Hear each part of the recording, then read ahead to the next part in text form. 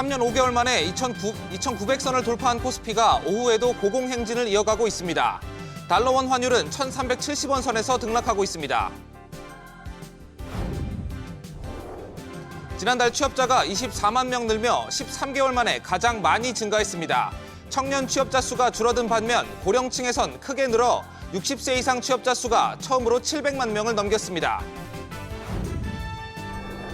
국내 기업 10곳 중 4곳은 번 돈으로 이자조차 감당하지 못하는 것으로 나타났습니다. 영업적자 기업 비중은 28.3%로 역대 최고치를 기록했습니다. 지난달 금융권 가계대출이 한 달 새 6조 원 늘었습니다. 다음 달 DSR 3단계 도입을 앞두고 막차 수요에 주담대가 크게 늘었는데 당국은 가계대출 관리를 강화한다는 방침입니다.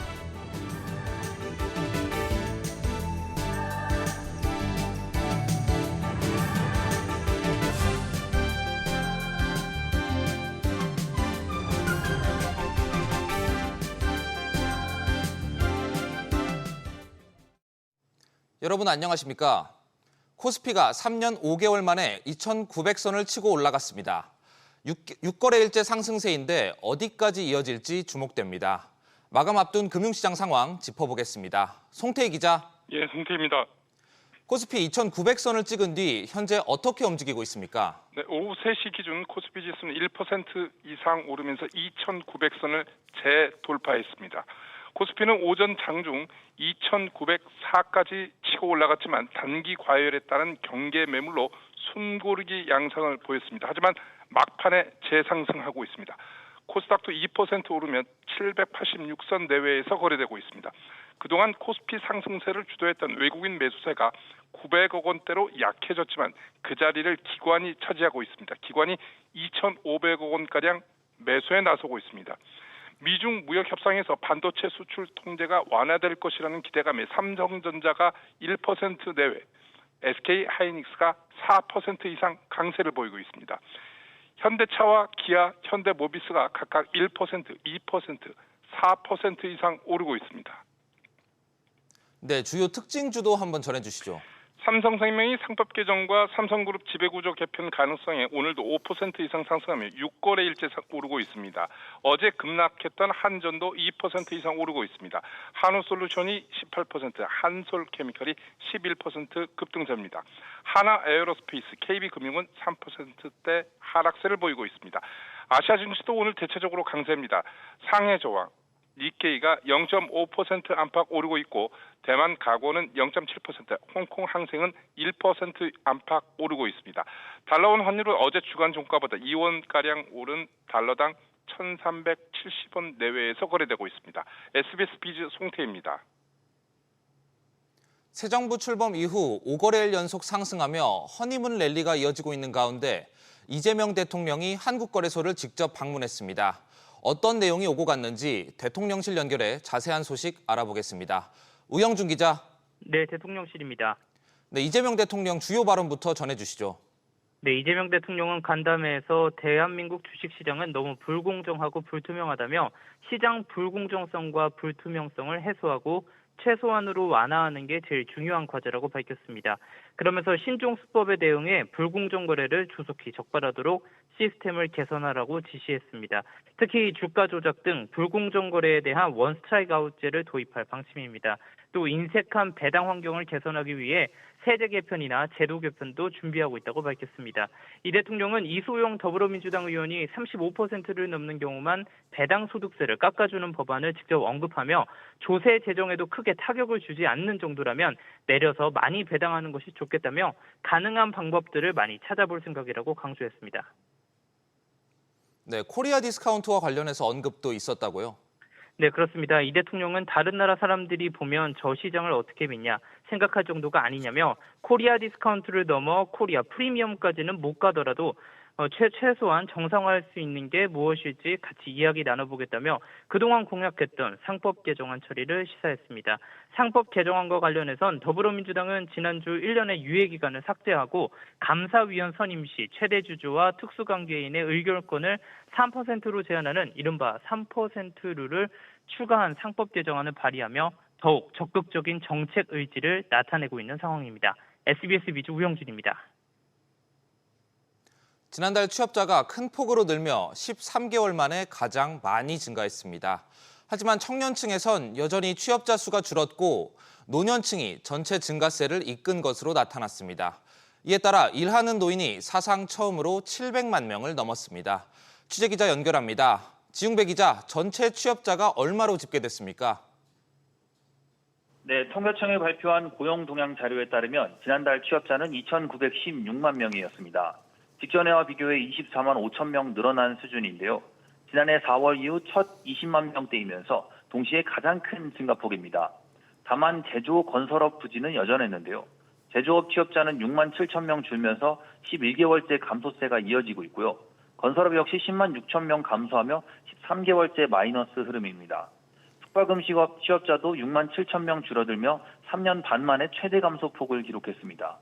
반면 도소매 취업자는 1만 8천 명 늘며 증가 전환했고요.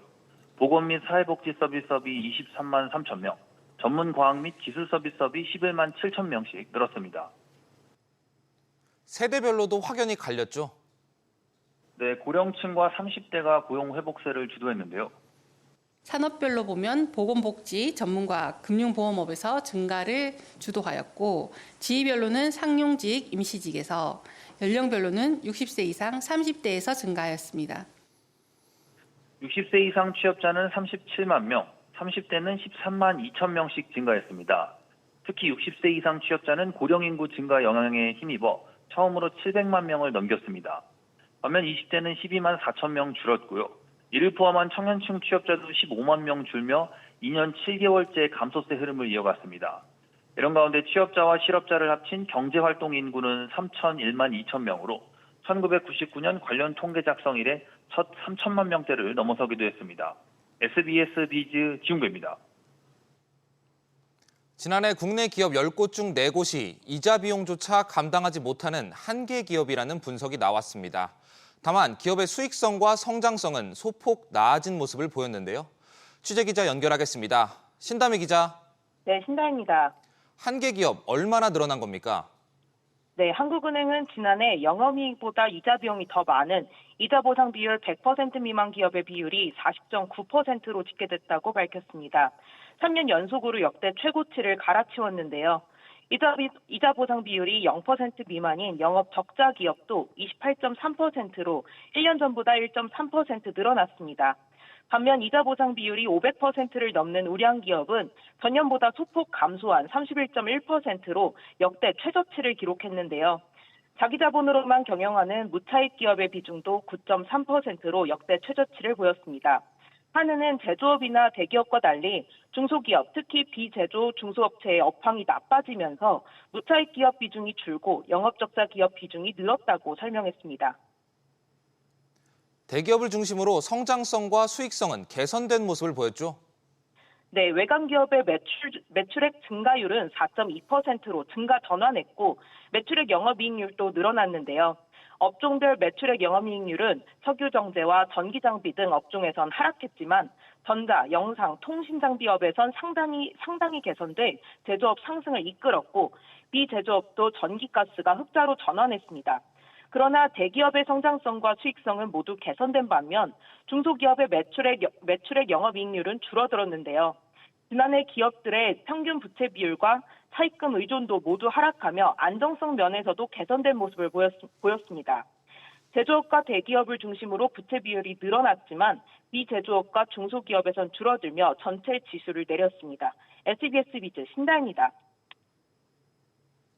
이렇게 경기 침체의 그림자가 기업 전반으로 번지는 가운데 지난달 마이너스를 기록했던 수출은 조금이나마 회복 조짐을 보였습니다.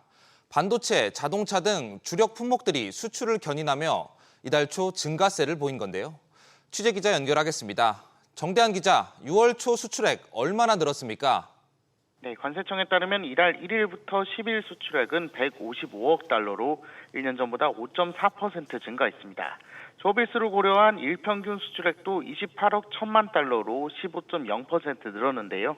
품목별로 보면 수출 주력 품목인 반도체와 선박이 각각 22%, 23%씩 늘면서 증가세를 견인했고 승용차 수출도 8.4% 늘었습니다. 반면 석유 제품과 스마트폰 등 무선 통신기기는 수출이 각각 20.5%, 43.1% 줄어든 것으로 나타났는데요. 국가별로 보면 양대 수출 시장인 미국과 중국으로의 수출액이 각각 3.9%, 2.9%씩 증가했습니다. 지난달엔 수출이 감소했는데 이번에 확실히 증가세로 돌아섰다고 볼 수 있을까요? 아직 월 초고 집계 기간도 짧아 증가세가 계속될지는 월말까지는 지켜봐야 할 것으로 보입니다. 앞서 지난달 수출은 1년 전보다 1.3% 줄면서 넉 달 만에 마이너스로 돌아섰는데요. 반도체 수출액이 역대 5월 중 최대치를 기록했지만 주력 상품인 자동차 수출이 4.4% 줄었고 석유 제품, 석유화학 수출도 20% 넘게 감소했습니다.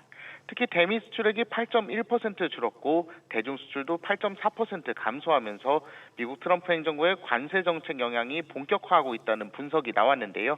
미국의 상호 관세 유예 조치가 다음 달 8일 종료되는 만큼 협상 여부가 관건이 될 것으로 전망됩니다. SBS 비즈 정대한입니다. 지난달 금융권 가계대출이 한 달 만에 6조 원이나 늘었습니다. 추가 대출 규제를 앞두고 이른바 영끌 수요가 몰린 것으로 보이는데요. 금융당국은 관리 감독을 강화하기로 했습니다. 최나리 기자의 보도입니다. 5월 가계대출이 한 달 만에 6조 원 늘었습니다. 올 들어 가장 큰 증가폭입니다. 늘어난 가계비제 대부분은 주택담보대출입니다. 은행권과 제2금융권 모두 증가폭이 확대됐습니다. 부동산 거래가 늘면서 다음 달 스트레스 DSR 3단계 규제 도입 전 미리 돈을 빌리려는 막차 수요가 몰린 영향으로 풀이됩니다. 가계빚이 다시 큰 폭으로 늘어나자 금융당국은 부동산 시장으로 과도한 자금이 유입되는 것은 아닌지 대출 규제 우회 사례가 있는지 여부 등을 집중 점검하기로 했습니다. 시장 과열 조짐이 보일 경우 준비 조치도 즉각 시행한다고 엄포를 놨습니다. 검토 중인 추가 조치로는 수도권의 전세대출 보증 비율 축소와 주택담보대출 위험 가중치 상향 조정 등입니다. 앞으로도 금리 인하 기조, 주택시장 호조 등이 가계부채의 증가를 자극할 수 있기 때문입니다. 여기에 새 정부가 금리 손질을 예고하면서 일부 은행들은 오히려 가계대출 문턱을 낮추며 눈치 보기 영업에 나섰습니다. 이자 수익 위축에 대비하기 위해서입니다. 인위적으로 대출 시장을 줄이게 되거나 DSR을 확대하게 되면 오히려 더 큰 부작용을 가져온다. 은행에 대해서 오히려 다양한 수입원을 만들어주는 것이 전세대출 보증 비율 90% 일원화와 다음 달 3단계 스트레스 DSR 시행은 계획대로 추진됩니다. SBS 비즈 최나리입니다.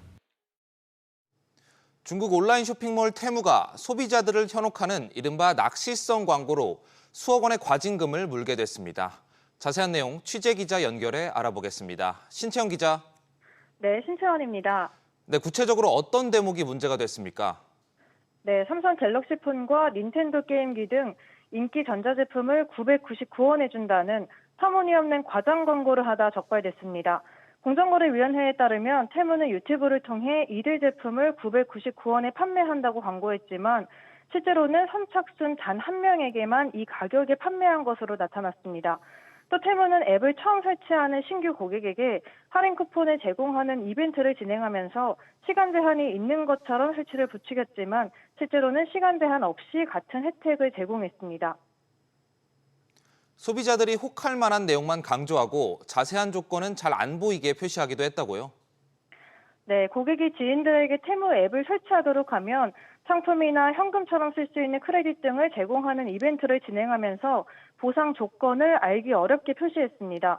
상품을 무료로 준다는 내용은 강조하면서 유효 추천수 등의 조건은 화면 상단에 작게 표시된 버튼을 눌러야 알 수 있는 식입니다. 공정위는 이를 소비자의 합리적인 앱 설치와 상품 구매 결정을 방해한 기만적 광고로 봤습니다. 공정위는 테무에 과징금 3억 5,700만 원을 부과하고 테무가 신원정보와 이용약관을 제대로 표시하지 않은 혐의로도 과태료 100만 원을 추가 부과했습니다. SBS 비즈 신채원입니다. 카카오 노조가 지난 2018년 설립 이후 첫 집단 행동에 나섰습니다. 카카오 노조는 네이버 노조와 연대 투쟁에 나서는 등 이례적인 움직임도 보이고 있는데요. 취재기자 연결하겠습니다. 김한나 기자. 네, 김한나입니다. 카카오 노조가 오늘부터 파업에 들어간다고요? 네, 카카오 노조는 카카오 모빌리티의 임금단체 협상 결렬에 따라 지난 2018년 10월 설립 이후 처음으로 파업에 돌입했습니다. 노조는 조합원의 눈높이에 맞는 보상안을 제시할 것을 요구했는데요. 직접 들어보시죠. 줄 수 있는 게 없다며 회사는 또다시 묵묵부답입니다. 제대로 인정받는 노동 가치를 위해 노조와의 대화에 응하십시오. 카카오 노조는 오늘 2시간 부분 파업을 시작으로 오는 18일 4시간 부분 파업을 진행하고 25일 전면 파업에 나설 예정입니다. 카카오 노조원 120여 명은 경기 성남 네이버 사옥에서 열린 네이버 집회에 동참했는데요. 카카오 노조는 같은 화섬식품 노조 소속인 네이버 노조와 연대하면서 파업을 이어가겠다는 입장입니다. 네, 네이버는 조금 전 2차 집회를 진행했죠. 네, 그렇습니다. 네이버도 최인혁 테크 비즈니스 부문 대표 선임을 두고 노사 갈등이 깊어지는 모습인데요. 네이버 노조는 지난 3월 이사회 의장으로 돌아온 이혜진 창업자의 최측근 인사인 최 대표의 경영 복귀를 반대하면서 집회를 열고 반발하고 있습니다. 최인혁 전 최고운영 책임자는 지난 2021년 직장 내 괴롭힘으로 인해 한 직원이 스스로 목숨을 끊은 일이 생기자 책임을 지고 물러난 인물입니다. 다만 네이버는 내홍에도 불구하고 테크 비즈니스 부문을 이끌 적임자로 최 대표를 낙점하면서 노사 대립이 심화되는 모양새입니다. 넥슨의 자회사 네오플 노조와 한글과 컴퓨터 노조도 파업을 예고하면서 IT 업계는 한동안 직원 달래기에 힘써야 할 것으로 보입니다. SBS 비즈 김한나입니다. 다음 달부터 건설 일용직 근로자의 국민연금 가입 문턱이 낮아집니다. 18년 만에 가입 기준이 바뀐 건데요. 이에 따라 보험료의 절반을 회사가 내주면서 근로자의 본인 부담을 덜 수 있게 됐습니다. 자세한 내용 취재기자 연결해 알아보겠습니다. 정광윤 기자, 구체적으로 어떻게 바뀌는 겁니까? 현재 건설 일용 근로자가 국민연금 사입장 가입자가 되기 위해선 건설 현장별로 한 달에 8일 이상 일하거나 월 220만 원 이상 벌어야 합니다. 하지만 다음 달부터는 같은 업체에서 8일 이상 일하면 되도록 바뀝니다. 예를 들어 1개월 동안 한 건설사의 현장 3곳에서 각각 3일씩 일했다면 지금까지는 사업장 가입 대상에서 제외됐는데 앞으로는 합쳐서 9일로 보고 가입시켜준다는 겁니다. 지난 2007년 건설 일용직이 국민연금 사업장 가입 대상에 포함된 뒤 18년 만에 현장별 기준에서 사업장별로 바뀌는 건데요. 업무 편의를 위해 1개월 산정 기준은 근무를 시작한 달의 말일까지로 보기로 했습니다. 만약 7월 10일에 일을 시작했다면 8월 9일이 아니라 7월 31일까지를 1개월로 보고 그 안에 8일 이상 일했는지 따지겠다는 겁니다. 네, 국민연금 사업장 가입자가 되면 뭐가 달라지는 겁니까? 사업장 가입자는 현행 9% 연금보험료 가운데 절반을 업체가 내줍니다. 그간 사업장 가입자가 아닌 건설 일용직이 연금 혜택을 보려면 지역 가입자로 본인이 보험료 전액을 내야 했는데 부담을 덜 수 있게 된 겁니다. 원래 건설 일용직은 현장별로 한 달에 20일 이상 일해야 사업장 가입자가 될 수 있었지만 지난 2020년부터 8일로 줄면서 대상이 확대돼 왔는데요. 이번 개편과 관련해 김태현 연금공단 이사장은 노후 준비가 취약한 건설 일용 근로자의 노후 소득 보장이 한층 강화될 것으로 기대된다고 밝혔습니다. SBS 비즈 정광윤입니다. 아시아 4대 식품 전시회인 2025 서울푸드가 고향 킨텍스에서 역대 최대 규모로 열렸습니다. 코트라와 농림축산식품부에 따르면 서울푸드는 세계 식품 트렌드를 공유하고 K푸드 성장에 가교 역할을 하는 행사로 48개국 1,600여 개 기업이 참여했으며 국내는 오뚜기와 광천김 등이 한국의 음식을 알렸습니다. K푸드 수출 200억 달러 달성을 위해 해외 바이어 300개사를 초청하여 2억 달러가 넘는 수출 상담이 이루어질 것으로 기대하고 있습니다. K푸드 수출액은 라면을 필두로 지난해 10조 원을 처음 돌파했으며 이재명 정부는 이런 성장세를 고려해 K푸드와 함께 K뷰티 정책을 강화할 전망입니다.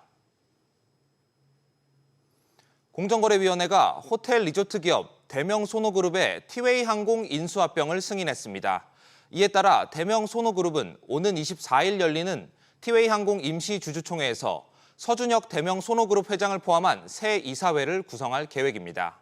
앞서 소노인터내셔널은 지난 2월 티웨이 항공의 종전 최대 주주인 예림당과 예림당 오너 일가가 보유한 티웨이 홀딩스 주식 전량을 2,500억 원에 인수하는 주식 매매 계약을 맺고 티웨이 항공 경영권을 확보한 바 있습니다. 강남 3구와 용산구의 토지거래 허가구역 재지정 후 풍선 효과로 성동구, 마포구 등 집값이 뛰자 오세훈 서울시장이 상황에 따라 추가로 토지거래 허가구역을 지정할 수 있다고 밝혔습니다.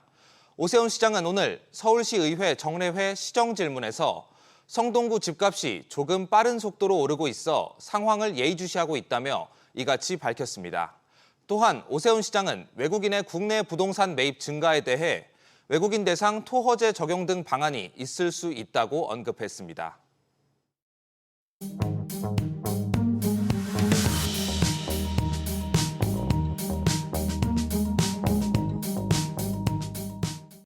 안녕하세요. K웨더 공기진흥센터에서 전해드리는 대기오염 예보입니다. 전국 공기질 실황입니다. 대체로 청정한 상태를 보이고 있습니다. 다음은 서울시 동별 공기질 실황입니다. 역시 청정하고요. 공기가 가장 맑은 곳은 청운 효자동과 사직동, 삼청동 순으로 나타나고 있습니다. 오늘 전국 하늘 대체로 구름 많겠고요. 제주는 흐리겠습니다. 한편 낮 동안 30도 안팎까지 올라 덥겠고 강한 볕에 자외선 지수도 높겠습니다. 공기질은 오후 들어서도 대체로 양호하겠습니다. 대기의 순환이 원활하기 때문인데요. WHO와 환경부 기준 모두 전국 보통 단계가 예상됩니다. 당분간 공기질은 청정하겠습니다. 다만 비 소식이 잦아서 제습에 유의하셔야겠습니다. 대기오염 예보였습니다.